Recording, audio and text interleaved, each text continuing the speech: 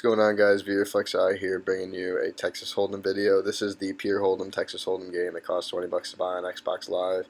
It's full of a bunch of fish, it's no real money, so people play stupid. So I just play it for fun, just to pass time. I don't really learn anything from this game, but this will just be another little thing I'm doing, along with 2K and Black Ops 1 and maybe a little MCC or Halo 5, whatever. I'm just doing a bunch of little videos, some Black Ops 3 zombies.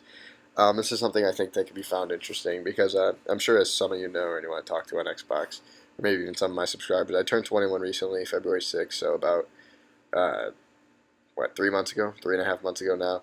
And I've been going to the casino. I have tested my luck, and I've been doing good. I've probably gone about 15 times total. Maybe played a total of 35, 40 hours at the casino. And I'm up about $600 lifetime, so I'm doing good. I started out pretty bad. It took some bad beats when I was starting out. And honestly, bad beats. I'm not that person that says I took a horrible beat when really I put myself in a bad position or made a bad call or a bad all in or whatnot. But I really did. I got my aces cracked like the second time I went. The first time I went on my birthday, I lost like 150. That was exactly February 6th, and I didn't really make too many mistakes. I lost a race. I had ace king. The other guy had queens. And I actually flopped an ace. I flopped an ace, and he rivered a queen. That was all in pre-flop, so it wasn't really a bad beat. Because when the money went in, it was about 50-50. But so I lost a coin flip, which put me to like 110 in the hole my first hand. Then I dribbled out to lost about 40 chips. I lost about 150, 160 my first time out. The second time I went out in the big hand, I bought him for only like 140. I bled maybe $20 in chips. I had 120.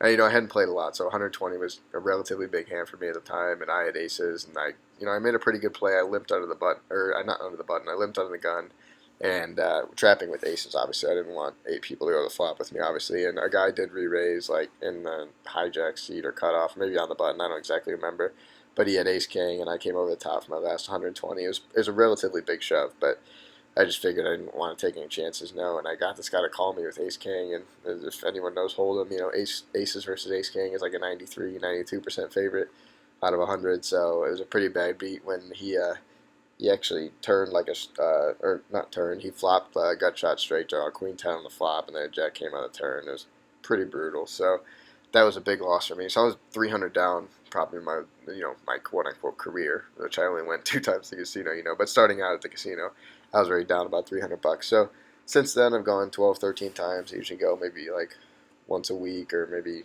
once every other week.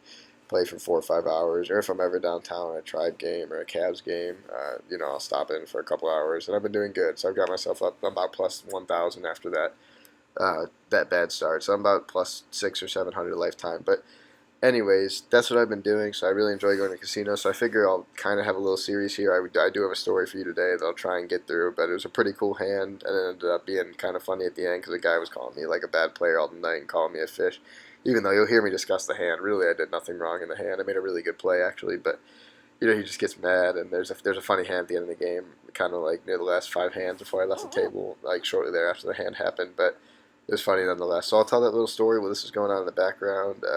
You guys will see this happening. This is I'm trying to kind of live comment, but I don't know, I'll try and play my hands, discuss, and see if, see what's going on. But at the same time, I'm probably just going to be babbling on about my story because I'm kind of focused on that. So I might make some weird plays on screen here. Okay, we got queen jack. Yeah, sure, I'll call 20.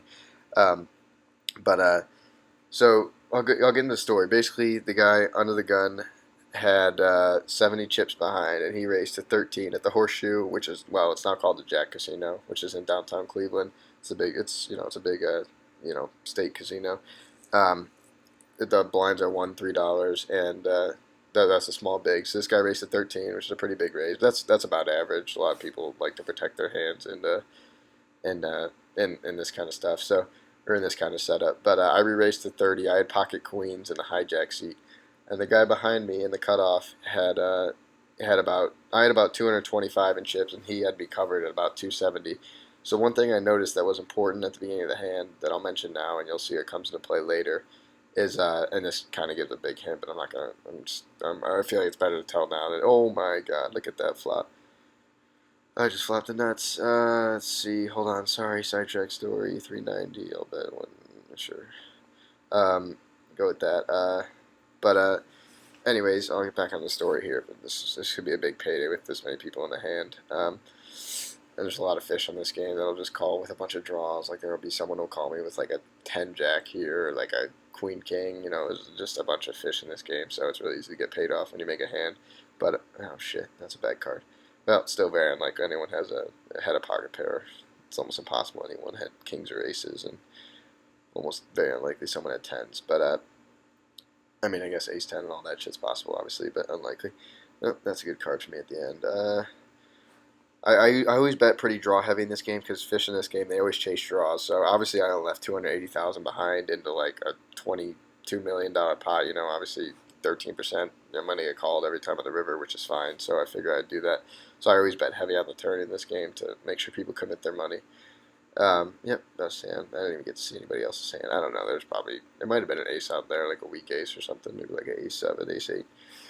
All right. Anyways, back to stories. So the guy that raised under the gun had $70 in chips. I was in the hijack seat with 225, and the guy behind me in the cutoff had 270, and he flat called the 30, as did the jacks that were under the gun. The initial raiser also flat called my 30. So I'm going to the flop with two people who flatted my 3-bet of queens at 30. So there's $90 in the pot plus blinds, maybe like 93 or 94 or whatever.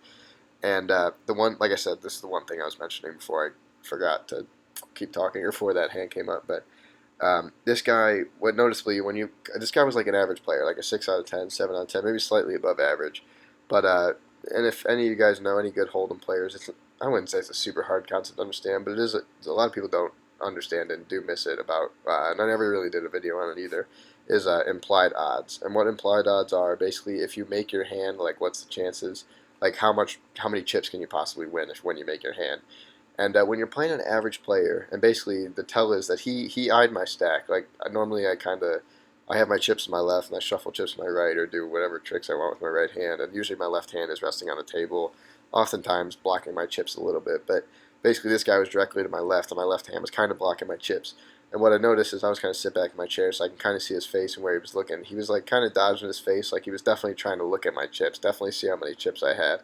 So basically the tell is when like an average player like that, or a little better than an average player, kind of looks at your chips, he probably knows about implied odds, is looking, he has a pocket pair, which was a huge tell, which you'll see comes into play later. I mean, you can never be certain when just pre-flop like that, you can never be certain, but you'll see 2 and 2, I could put 2 and 2 together later in the hand where putting that together that he eyed my stack. That's just an important tell to know that he, maybe like right there when I see it, I'm saying, okay, maybe there's a 25% chance he's got a pocket pair. There's no guarantee. There's lots of other hands he could have, but he was eyeing my stack, trying to see that if he flopped a set or turned a set or whatever, how many chips he could possibly get. It's not worth it to call with a pocket pair like a 2s or 3s or 4s or 5s or anything like that. If like 2 guys in the hand, say each guy has 70 chips behind, it's just the wrong call every time to call with a pocket pair. If it's like 3-bet. Like if we say we both had 70 behind and there was, a $90 pot, the bet was 30. That's just a bad call in general because you're only going to flop it, a set like 1/9 the time, 11%, 12%. So, anyways, I'm sorry. I know I'm rambling hard and scrambling, and hopefully like the good Texas Hold'em players will kind of understand what I'm saying here, but I know some of you might just be kind of fans that just picked it up and are still trying to learn, and I'm trying not to babble too much, but if you guys were inside my head, you'd understand. I just, like, so much shit I don't know, it's just a bunch of nonsense up there, and so much stuff, like, comes into my head, and I can't get it all out. But, anyway, so that guy flat calls. So there was 94 in the pot, and the under the gun raiser obviously has to act first, and the flop comes 10-6-3. There was no flush draw, so there's no flush draw on the board. And the under the gun raiser goes all in for his last 40 chips. So, I mean, you don't need to be a genius to read this, but it feels, I don't want to say it felt right, but it was so obvious. I was 99.9% sure. Hopefully, maybe you guys, if you're interested, try and guess his hand. Go ahead, try it here. I don't know. Obviously, this isn't very interactive, but try and guess what hand he would have. If he raised 13, I re-raised, he flatted, he flatted the other 17 on the flop, and the flop comes 10 high. What's the most likely hand he has? And this was super obvious to me and anyone who's played a while, is that he had pocket jacks. Because queens, kings, or aces would reshove over the top 4-bet all in on the stack. Even jacks would sometimes. I'm surprised he didn't, but it was still reasonable to me that he couldn't have any other hand. He wouldn't be playing like any like small ace like that, or like ace jack, ace queen. He wouldn't see bet into 2 people most of the time like that. And jacks just made perfect sense. He didn't want to commit it basically he was just leaving that 40 behind, where if there was no overcards, he was going all in, he has mind made up, and if there was an overcard, he might have folded, or maybe if there was 2 overcards, he definitely would have folded. 1 overcard, maybe would have thought about it, but he shoved all in. So I know this guy has jacks, and there's still a guy to act behind me, remember, in the cutoff, and he has me covered. So I have queens. I know I'm in pretty good shape. And when I say I know he has jacks, there's always a smidge of uncertainty, but this was about as certain as I've ever known, anybody's hands, about as 99.1%, I would say, 99 out of 100 times he has pocket jacks there, which is, that's you don't get that lucky often in Texas Hold'em when post flop after one action his hand exactly what his hand is, really without any concern of it being anything else. But so I know I have him crushed obviously with pocket queens. So I'm thinking with this guy behind me, the best decision here is to call, because if obviously folding is obviously not an option. So if I call, I have a chance that, or I mean I call because if I raise, there's only if I'm crushed and I raise, if the guy behind me has me crushed, like maybe has pocket tens or sixes or threes, or maybe a 4 or 5, which isn't crushed. Obviously, I'm still a favorite. I don't know why he would have 4 or 5 in that hand. That'd be very weird to have, which would be an up and down straight draw because there's a 3 and 6 on the board. But whatever, if he has me crushed and if I re-raise this guy all in and he has me crushed, he's gonna call me anyways, and I'm gonna lose all my stack anyways. So I figure the best move is to just call and stay in the hand and see what he does. And he sits there and he calls me behind pretty quickly. I would say within 10 to 15 seconds. He kind of thought about it, but he flats the 40. So the guy shoves all in with jacks for 40. I call for 40 after about 30 seconds. The guy behind me calls after about 10 seconds for 40.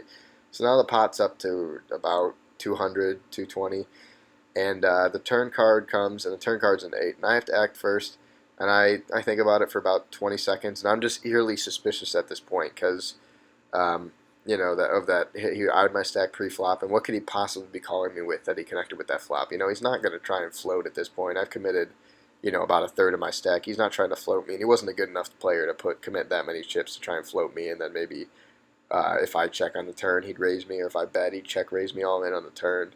He's not trying to bluff me off the hand. That was a very unlikely scenario. So I figure he has to have something. So I'm sitting there. Again, it's basically the same scenario as the flop. I'm like, if I bet and he's got me crushed, he's obviously going to go all in or call. It's just a bad situation. So usually it's the best. It's a bad idea to check. An overpair on that kind of board, 10-8, 6-3 with no flush draw. Your overpair will be good about 65% of the time, even against two players. But I was very wary. Like I said, the signs are kind of adding up. So I checked, and he sat there for about, I would say, 50 to 60 seconds, which is a pretty long time in this type of cash game, or a cash game. I wouldn't say like $1-3 blinds is small money, but for most of these guys in the casino, I'm like the youngest one there. Obviously, I just turned 21. A lot of them are like older men, businessmen who are have jobs and they're all good and whatnot. But it's still like not a lot of money, but still a decent amount of money. But so I check. I'm trying to play a little cautious. I'm not sure my queens are good. They don't feel good. And so I check, and after about a minute, he checks his hand behind. So immediately at this point, I'm putting him off the draw of 4-5, which was already slim at that point, because usually when again, this guy in the cutoff that has his hand that's been flatting behind and kind of scaring me to death, this whole hand, usually an average player like that, a lot of average players, which is a huge mistake. I know I've been saying that word so many times. Sorry, I just keep hearing me say it, and then it pops up the word average. I know it's gonna be bothersome, but that kind of player will check behind if they have a draw rather quickly. Most players do that. If they call on the flop, and then you're generous enough to check to them, or I wouldn't say that word just yet, but if you check to them, they think that's very generous, and they assume they're lucky that they can get a free card. So most people will check their draws there like rather quickly. They'll say, "Oh, thank God he gave me a free card," and they'll kind of slap the table within 5 to 6 seconds. And so I took him off that. When someone waits for a minute like that, he's either, like I said, he's either obviously trapping you, or he was thinking about maybe he does have like a semi-powerful hand, like somehow have like a 10-6 or a 10-3 or something weird, a 10-8, something like that where he's not sure what to bet. And it really is a tough situation. He was kind of thinking it out. But like I said, the bluff was pretty much ruled out the window because this guy wasn't going to float me like he was, with the way my chips were already pretty much committed to the pot, and I've showed a lot of strength in the hand. But with that re-raise pre-flop, that 3-bet pre-flop. So again, like I said, I have an eerie sense that he's trapping me here. So he checks behind on the turn after about a minute. So the river gin card is a queen. So I river top set. I have the effective nuts. I mean, if anyone has 7-9 in this situation, that's just amazingly lucky that first of all they got to their gut shot straight 7-9 if he flatted me, and the fact that I hit my set on the river, there's no way I'm ever folding my hand. So basically, I'm kind of thinking, I'm thinking a couple things here. When my queen hits the river, I have to act first, obviously. So I have about, I started with 225, committed, 30 on pre-flop, 40 post-flop, nothing on the turn. So I have about 150 behind. And what I'm thinking here, there's about a pot of 200.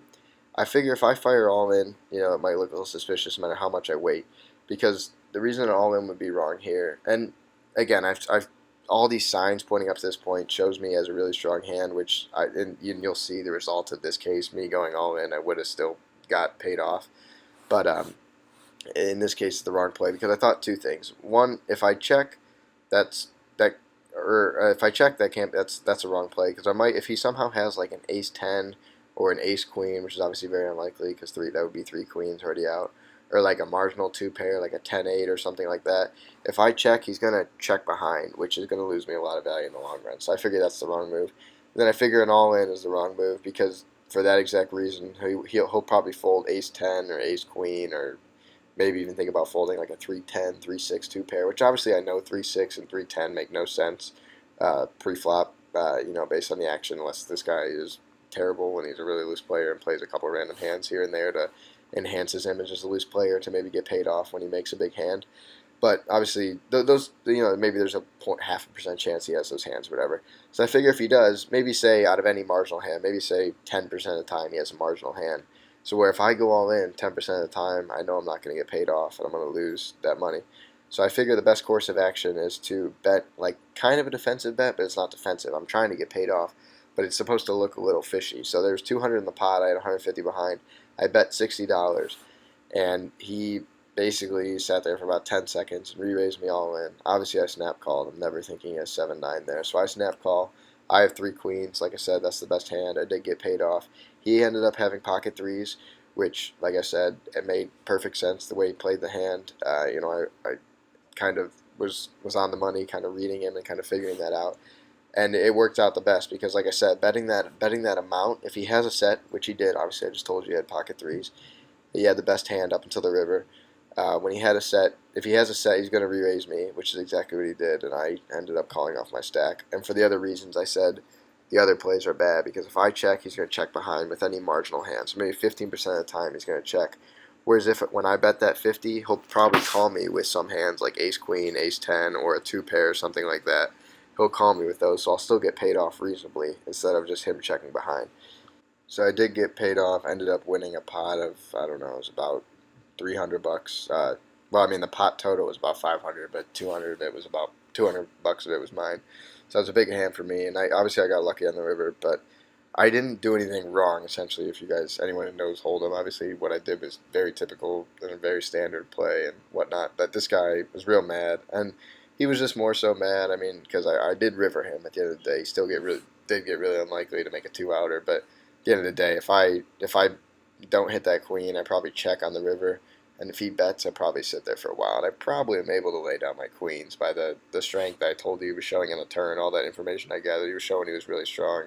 That if he put like a value-ish bet into there of like 120 into a pot of 200, I probably wouldn't have been able to get away from top overpair there. But well, not top overpair, but just an overpair. That's a relatively weak hand compared to how the action went. But obviously it was a queen, so he basically actually did call me a bitch. He let that word kind of slip out of his mouth. He's like, "You little son of a bitch," and like he wasn't joking at all. He was thoroughly upset, and kind of mad at me. And that was just basically the first part of the story. I don't know what this guy. This guy must have like ace king or something. This guy's betting like so he wants a call just by the way he's betting. No one bluffs in this game in such small amounts because there's so many fish that you're always going to get called. Must have like ace king or something. But oh yeah, king jack. Well, top pair, but pretty close. But shit, where was I? Oh right, this guy does that and he bets, and later in a hand basically, so he's kind of not heckling me. Heckling means like he's joking. He was thoroughly upset, and again, he had the right. Not he shouldn't have been mad at me. He has the right to be frustrated that he did get river. That's a horrible river card for him, and he can never know that I have pocket queens there, or very unlikely I have it. Oh, another good hand, ace queen. I'll flat 160.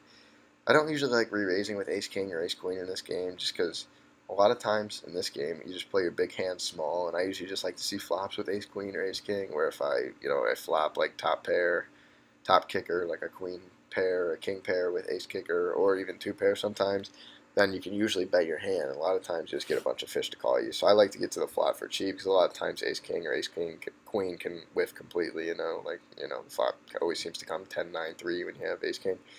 But so yeah, and see that the limp helped out here. Obviously, well, I have the ace of spades. That's good. So yeah, I'll have to call 160. But I don't know if this money would have got him pre-flop if I re-raised him. I don't know how strong his hand is, but I can't throw away the nut flush draw here to 160. But oh, perfect. Wow. Okay, so now we gotta see if I can get value. All right, I'm gonna stop analyzing this hand. I'm gonna just try and tell a story. I'll play the hand. I got 2.4 million pot of 1 million. I don't know what to do here. I guess I'll flat call and see what he does. Okay, he folds. Okay, so now what is that? Oh, now I have like the super nuts, almost a royal flush. All right, now I'm just mumbling to myself. I'm trying to think about this hand. I'll probably, if he's gonna bet, I'll probably re-raise like 3 times and see what happens. Yeah, let's go to 750 or 800. Go 800. See what he does. Oh wow, insta fold. I can't say I saw that coming. I don't know. He was showing a lot of strength. And just the last hand, he was betting like the same way when he had a pretty good hand, top pair. I don't know. Maybe he folded top pair there. I don't know if he's a good player at all. Oh, thanks for the baseball cap, Smugsy. All right. Anyways, off now back to my sidetrack. So later in the night, basically, this hand comes up where this guy's. I mean, it was only probably like that hand happened about a half hour in. Like I said, maybe 45 minutes in. I was only there for 2 hours total. So I would say like fast forward 45 minutes after this guy's pretty much been on tilt this whole time. He's been losing a lot of pots or trying to raise pre-flop pops, and he was getting re-raised out of pots and stuff, and he's basically on a little bit of a tilt. He obviously bought back in once I drained him to because in that hand he had 270 and I had like 220, 225, so I took him down to 50 chips. He bought back in up to like 250 again, and he'd been getting bled. He bought it back in for like 250, and then by the time this hand came around, long story short, basically he had like 50 or 60 chips left, and I come in, or the action in this hand, I don't know, about an hour and a half into my session. I don't know why I keep mentioning the time, as if it's like an important variable. It really doesn't matter. But like an hour and a half in, I get action gets folded to me. Everyone folds to me on the button, and no one raises. There's only $4 in the pot, small big behind me to act, and I'm sitting there with pocket kings. So knowing this guy is still on a little bit of tilt in the cutoff seat behind me in the small blind, or not the cutoff seat. It was the cutoff seat in the last hand. Sorry, he's obviously right behind me, like he was in the previous hand. So he's in the small blind. So I re-raise, or I re-raise all in effectively with kings just to see if I can get him to call off anything like basically in the small blind. If he has like ace 9 or maybe ace 10 or better, like 10 jack queen king with his ace, he pretty much has to call with only 50 chips, because the play looks really suspicious, because anyone who knows like how position plays a factor in Texas Hold'em, like a lot of people raise their button, and I do too, because the button is a nice play to have, having position on people. Generally when people see you raise the button, generally you're not going to have as strong as a hand, whereas like when you raise under the gun, like into like 8 people who have to act behind you, generally when you raise under the gun, you're going to have a stronger hand theoretically, because it's going to be harder to bluff through 8 people. You're likely to get called, so you're less likely to raise under the gun with like 6-2 offsuit than you are in the dealer button with 6-2 offsuit, because a lot of times when the action's folded to me and I have 6-2, if any of the other 2 guys, if I raise it and any of the guys behind me don't have like a rather good holding, like anything decent, they're probably going to fold, and I can take down the pot, or maybe they'll call me with a bad hand, and then I can continue on the flop, when on a good flop that looks like it would miss most hands, I can continuation bet and take down the pot of $20 with a really crappy hand or whatever. But anyways, so that raise, I do it for that reason. I go all in for that reason, because I'm on the button. They might think it's a little fishy. I might have something weird, or trying to, just push them off their blinds. And the guy called. He ends up having ace king. So obviously he pretty much snap calls me. He looks down at his hand and snap calls me. So I'm like, shit, that can't be good. But at the same time, like, there's obviously such a slim chance he has aces. I'm excited about the call at the time. And the big blind folds immediately. And he doesn't have aces. He has ace king. So I'm looking good, I am good. Ace king against aces, or kings against ace king is like 70-30, I think, or maybe 71-29 favorite. So, and I'm the favorite. For those of you who don't know exact percentages, but I'm like a 70-30 favorite. And so he calls me with ace king. We flip over. He's real pissed at this point at me. He's been giving me looks all night and calling me trash.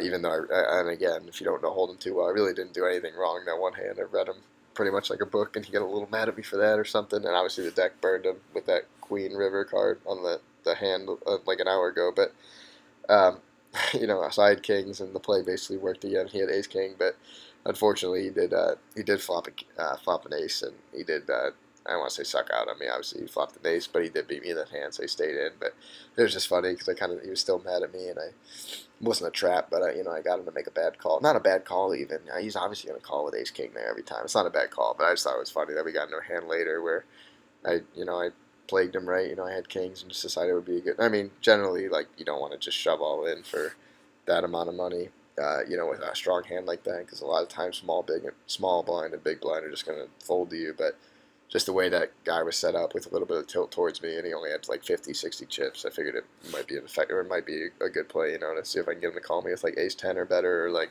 really nines, tens, jacks, queens. He'll probably call me with, obviously. So that was basically the night. I came out about like $312 positive. I won like $300 in that one pot, and then stayed relatively even. But well, no, actually, I think I won about 330, so about $30 after that. But it was a really fun night, and that was a lot of money to win with I only played for like just under 2 hours, so obviously that one pot was big, but so that was a good night. So that was like the best night because I went to the Tribe game. We had it was dog night. We had some hot dogs, and then went to the Cavs game and saw them win Game 6. They're going to the NBA Finals, and then had a pretty good night at the casino. So that was that story. I know that was super long. I got sidetracked by these hands going on. Ace 10, that's a bad flop. But that's what I have for this episode, I guess. Hope you guys enjoyed this. If anybody listened to the whole, what are we on? 26 minutes and 45 seconds. Nice. That's a long video. Like or comment if you have any questions or maybe any future content you want to see. I'm relatively open to what you guys want or to doing what you guys want to see if anybody cares. Just because I'm not really into any game or really grinding any game. So I play a little bit of 2K, a little bit of Hold'em, a little bit of Black Ops 3, whatever. Black Ops 1, it's all fun. So like, comment, subscribe, and I'll see you guys in the next video. Thanks for watching.